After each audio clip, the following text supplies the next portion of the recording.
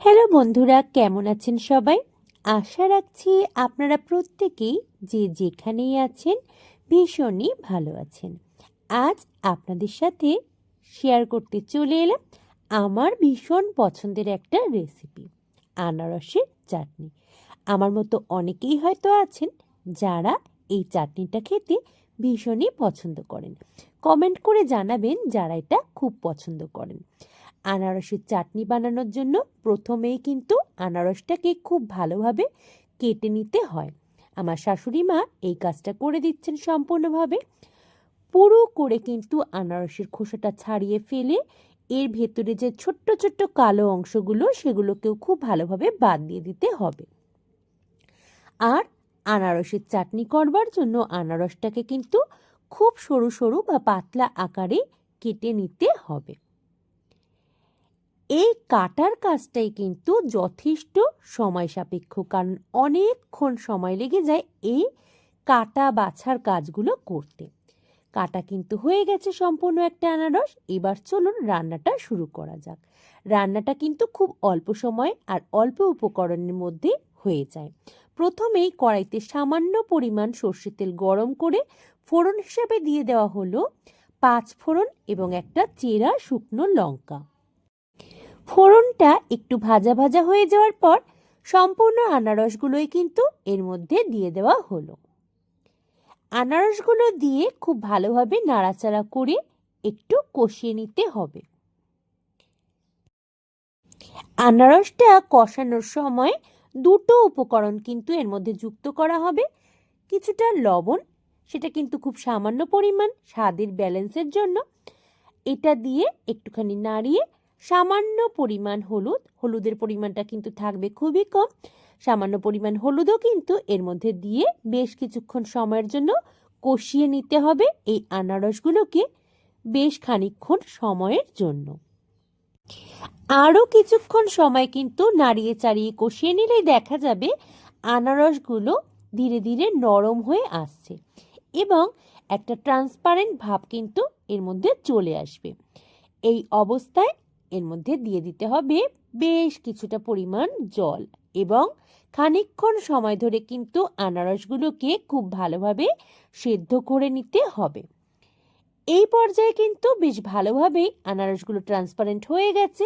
আর এবার এর মধ্যে দিয়ে দেওয়া হবে বেশ কিছুটা পরিমাণ জল। এত সুন্দর স্বাদের টেস্টি একটা চাটনি তৈরি হতে কিন্তু সময় লাগে খুবই কম। দেখুন, এবার জল দিয়ে দেওয়া হলো আর বেশ কিছুক্ষণ সময়ের জন্য কিন্তু এটাকে সেদ্ধ হতে দিতে হবে, কারণ নরম না হলে চাটনিটা তৈরি হয়ে যাওয়ার পর খুব একটা ভালো লাগবে না খেতে। এটা কিন্তু বেশ অনেকক্ষণ ধরে ভালোভাবে সেদ্ধ করে নেওয়া হয়ে গেছে আর এখন কিন্তু আনারসগুলো একেবারে নরম হয়ে এসেছে। আনারসগুলো খুব ভালোভাবে বেশ কিছুক্ষণ সময়ের জন্য জাল করে নেওয়ার পর এবার কিন্তু এর মধ্যে যুক্ত করে দেওয়া হবে বেশ কিছু পরিমাণ কাজু এবং কিছুটা কিশমিশ। এই দুটো উপাদানে দিয়ে মিশিয়ে নিতে হবে। এখনও এর মধ্যে কিন্তু আমি কোনো প্রকার চিনি অ্যাড করিনি। কাজু এবং কিশমিশ দিয়ে দেওয়ার পর খুব ভালোভাবে কিন্তু নাড়িয়ে চাড়িয়ে আনারসের সঙ্গে মিশিয়ে নেওয়া হলো আর এবার দিয়ে দেওয়া হচ্ছে বেশ কিছুটা পরিমাণ চিনি।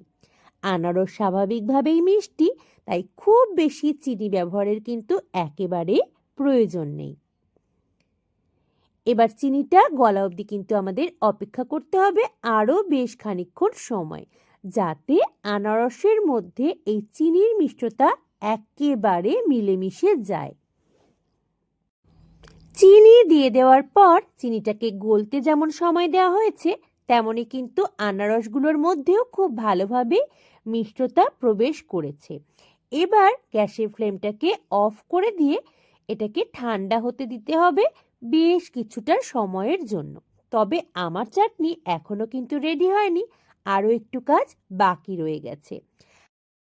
এতক্ষণে কিন্তু এটা ঠান্ডাও হয়ে গেছে আর এবার এর মধ্যে যুক্ত করে দিতে হবে বেশ কিছুটা পরিমাণ পাতিলেবুর রস। প্রথমে খুব ভালোভাবে লেবু থেকে রসটা বের করে নিয়ে তারপর কিন্তু এই ঠান্ডা হয়ে যাওয়া চাটনির মধ্যে বেশ কিছুটা পরিমাণ লেবুর রস দিয়ে দিতে হবে। আর আজ কিন্তু একটা গোটা লেবুর রসই এই চাটনিটা তৈরির জন্য ব্যবহার করা হলো।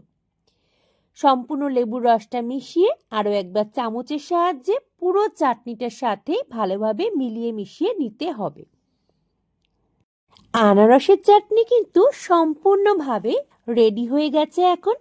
তবে চাটনি, পায়েস এই জাতীয় খাবারগুলো ঠান্ডা পরিবেশন করলে বেশি ভালো লাগে খেতে।